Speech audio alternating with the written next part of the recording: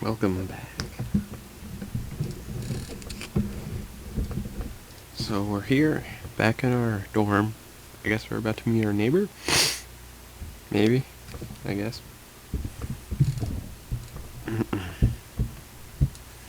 From inside I hear a few movements. Then the clicking of way more locks than I thought these doors had. After a moment, the door squeaks open. Woo. Looks like Harry Potter. You can see his eyes. A bespected boy is standing in the doorway. He's looking at me very intently through his extremely thick eyeglasses. Who is it? Blind? No, at least not completely. Why would he have eyeglasses if he was? Oh. He leans closer to me until our noses are almost touching. His breath stinks of garlic. It's Saunakai. I'm moving into the next room. I thought I should introduce His face suddenly brightens with realization. He stands stepping back upright, thrusting his hand out in a smiling greeting, almost straight into my diaphragm.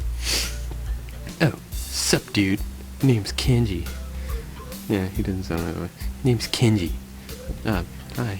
I take Kenji's sweaty hand and shake it. Still a little rattled by the sudden change of attitude. I'd welcome. There's some suspicious looking people going around and in and out of your room earlier. It was probably my parents. Your parents? You sure? Because there could have been some other people too. You can't just judge a book by its cover. His out-of-place proverb is left hanging between us awkwardly as I try to think of some way to respond. I'd say the chances are high enough. He shudders and makes some exaggerated hand gestures. You're a brave man, Isao. Me? I don't think I can trust the chances. The only one I can trust is myself. Does that mean I shouldn't get to know you either? He thinks about this for a while. A wise decision. Damn, you're smarter than you look. Probably. What do you look like? I hope not smart. He squints his eyes and leans closer again, but I lean backwards to dodge it. Never mind. Doesn't matter. With that, he turns and fumbles for a moment in search of a door handle and shuts the door behind him.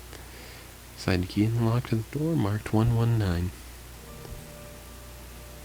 I guess that's our whole room is a bed? Maybe? Bleak beige walls, white linen, and a desk made of some type of light wood. Ugly curtains. It's no one's room. Impersonal. Like my hospital room was. My bags are sitting at the foot of my bed, looking a lot emptier than they did this morning.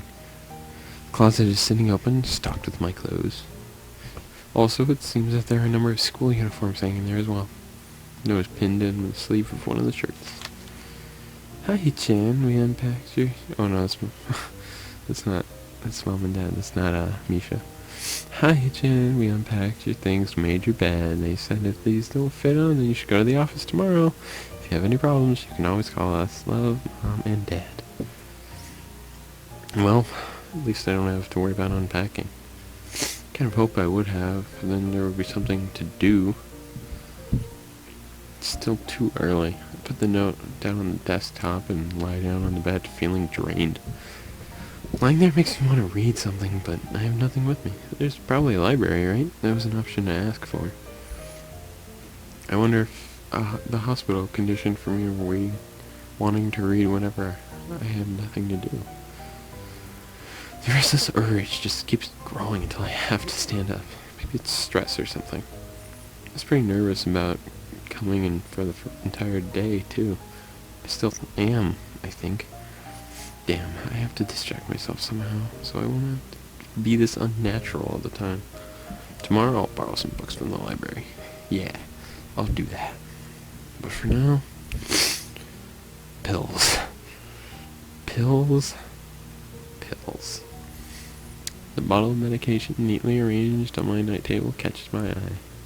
I pick one up and shake it just to hear the contents rattles inside. And then read the glued-on pharmacy label. Hisao Nakai, 2 tablets to stay alive. It doesn't really say that, but it could, might as well. Okay, because that'd be kind of extreme if the pill bottles just stay alive. It's kind of twisted having your life depend on chemicals like this. I resent it a little, but what choice do I have? With a sigh, I begin my daily ritual of taking the right number of pills from each bottle, being careful to check the correct dosages. I lie down again, feeling hollow and uncertain, and after that I keep staring at the blank, unfamiliar ceiling for a long time. It's nighttime. That was cool. That was a nice transition. I loved it. I felt very strong feelings towards that transition. I'd marry it if I could. It doesn't start looking any more familiar, not even after darkness falls and long shadows draw across my room like fingers. Sheets feel slightly more comfortable and warm and nest-like against the chill that passes my room temperature here. Room temperature here. Soon the lighter shade of darkness that is the ceiling looks like every ceiling does at night. Dark, obviously. And it becomes the only thing I recognize anymore. The light beckons me to sleep, and I feel the coldness and unfamiliarity and fear creeping against my spine once again. I keep drifting further away from the world I knew. Was I just standing, looking at my bed? Was I...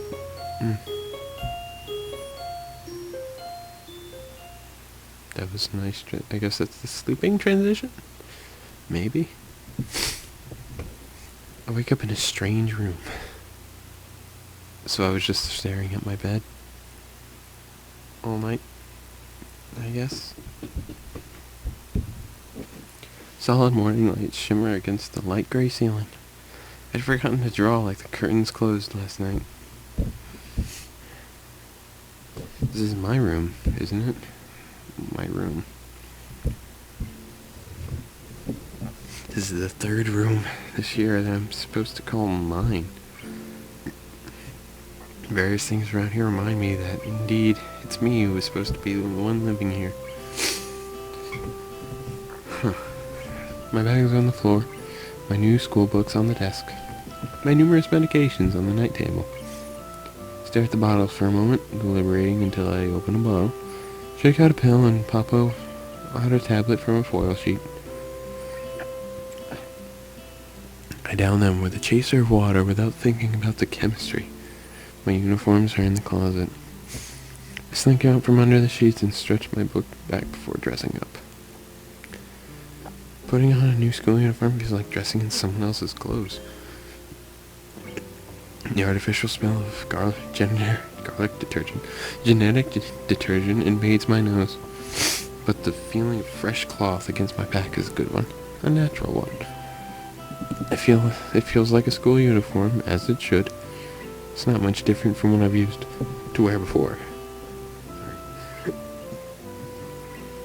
That goes for other things too, so far.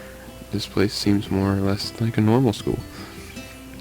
Except for the people. Well, it's messed up, Sal. It's really messed up to say. I think back to my talk with Kenji yesterday. Misha's constant laughter and Chizune's sweeping sign language gestures. Well, I've only met 3 students so far.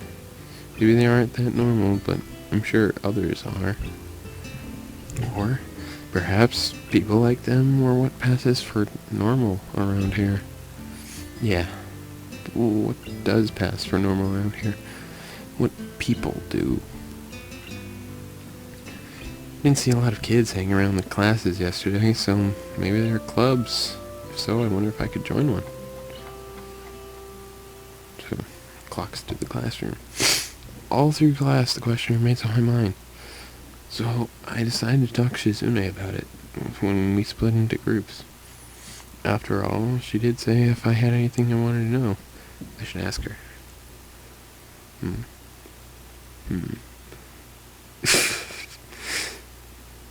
It's a nice face for you, Shizune. She crosses her arms and shifts her gaze so slowly to Misha, who looks more preoccupied with trying to grind the eraser of her pencil down so but the top is perfectly evenly flat.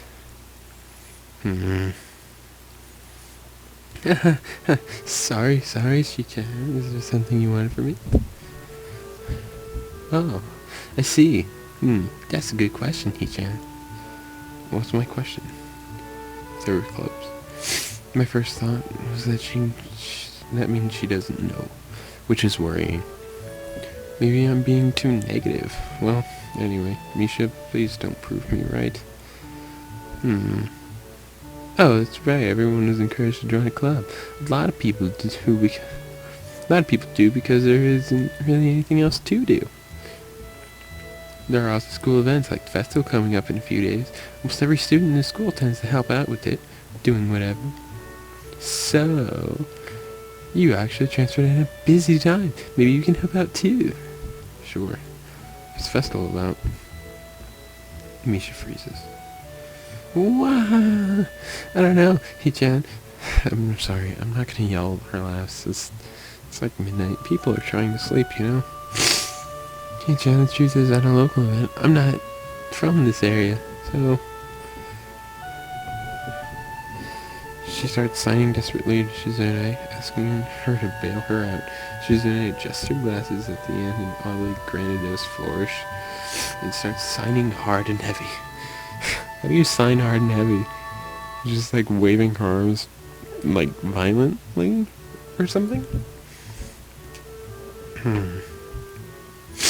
Huh? Oh. Who cares? Misha puffs out her chest as she sends Shizune's words out at me with a disproportionate amount of pride. I don't know why I read that wrong. Perfect. Too loud. I can see heads turning to look in our direction. Not so loud. Human beings evolve with each new generation. The ideals and beliefs behind a festival will inevitably change with time. Now it's about delicious fried foods and amusing little games that you can play to win prizes. Teacher clears his throat very loudly, bolting his long wooden pointer against his other palm like a baton. She was pointing, so is he gonna hit us? Finally noticing where we are, Misha stifles a yelp and quickly quiets down. Shizune doesn't seem embarrassed at all, though, brushing it off without a care. We are in the middle of class. We should start working. That's right, Shi-chan. What? That's right. Hi-chan, are you asking because you're interested in joining the club? What? Her face. It's a cat face.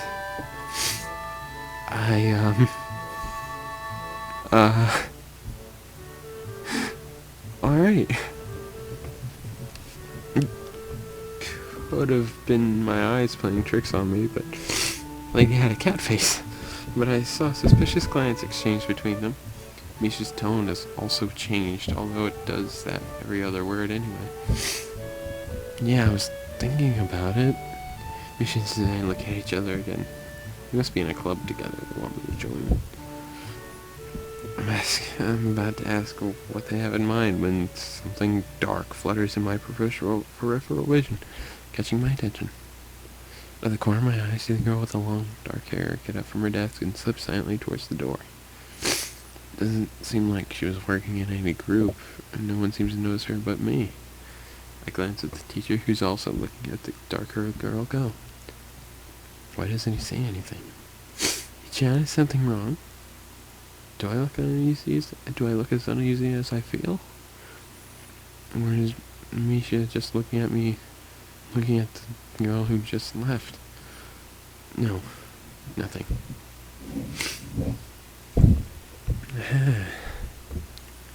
Okay, well, like we were asking, you don't have any plans for lunch today, do you?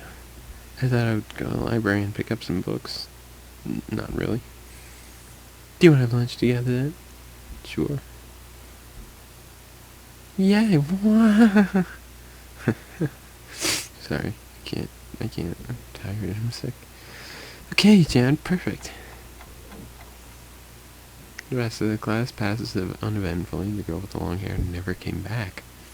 Before I have time to put any more thought into where she could have gone, the teacher informs us that it's time to stop working.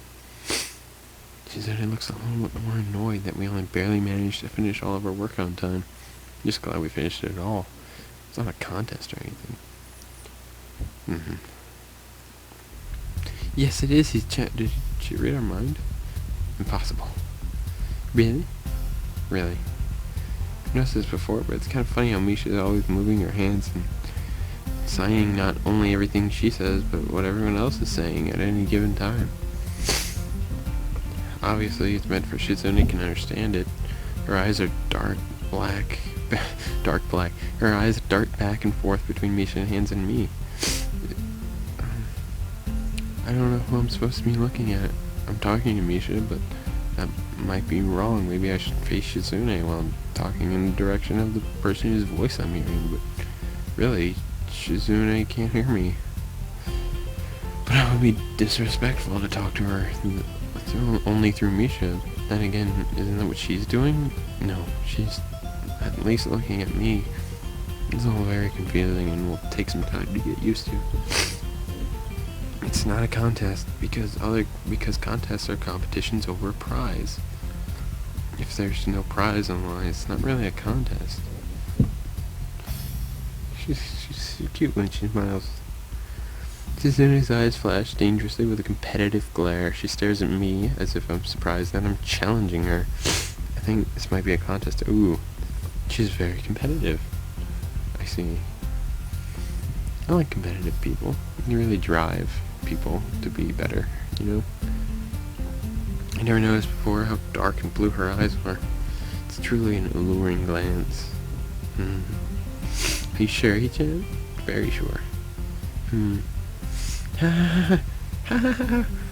You're wrong, Hichan, because I don't want to be the slowest one in the class. Therefore, what's on the line is my confidence in my abilities, and the prize is with satisfaction in proving them. So what Shizune said? Shizune pushing glasses up to the bridge of her nose is a very matter-of-fact way. Does anime thing with glasses? Shink. That's what I see her doing every time she touches her glasses. I'd argue more, but the bell rings and she quickly gets up and picks up her bag, looking at me expectantly. Okay. I'd almost forgotten that I was supposed to have lunch with them. Great. Ugh. Where'd you want to eat? Cafeteria? That's so plain. Okay, let's go. Where else would we go? Plane? Well, I guess in my old school I like to eat outside near the back of the building. It was a good spot, but I didn't find it until near the end of my freshman year. So if he's a sophomore or a junior or whatever in Japan, he'd be 17, I guess. Unless he's a senior, then he'd be 18? No, he'd be alright. Freshman year for Japan would be 16, so he'd be either... No, it'd be 15, so he'd either be 16 or 17 right now, right? Right. I wonder if there's a similar place to eat here. Misha seems to imply as much. Shizune and Misha pulled me towards the cafeteria, which is surprisingly not packed. Maybe some other students' favorite eating in the classroom are outdoors. I saw some of my classmates had boxed lunches.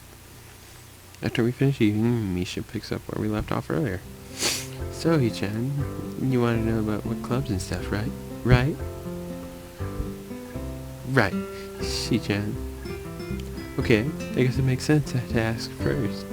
Exchanging little nods of confirmation, they turn to face me again, and Misha strains her posture, as if she's about to deliver a speech. Straighten my posture. Hichan, do you have anything you're interested in? I used to play soccer, but I'm not that into it. I don't follow teams and players or anything like that. As of late, I usually just read a lot. There's a book club, Hichan, right? But it seems that they all have members I can possibly have right now. Sorry, Hichan, it's a really popular club. Okay, but more to the point, Hichan, does this mean you don't have anything else already in mind? Not really. Good, great, that's Great, Chan, really great. Why?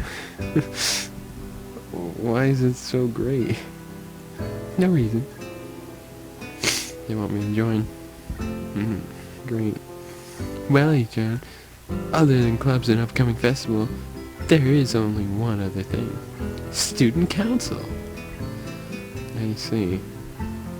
I didn't know the school had a student council. It's a very melodramatic setup, though, just to tell me that. Pretty sure that the two of them know this because Shizune looks a little embarrassed about it.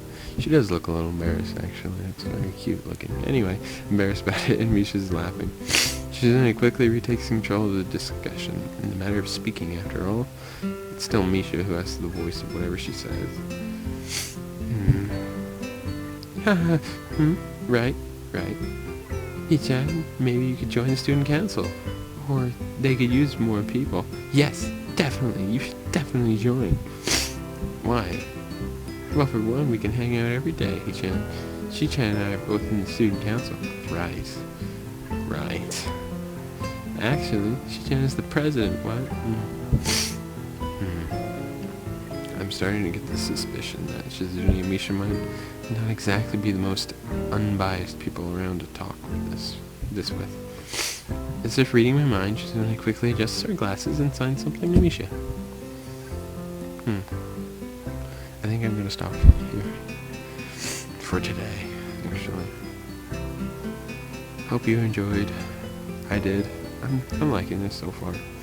Everything that's happening. Hope I can do more of it. Hope I will do more of it. Probably will. Definitely. See you later.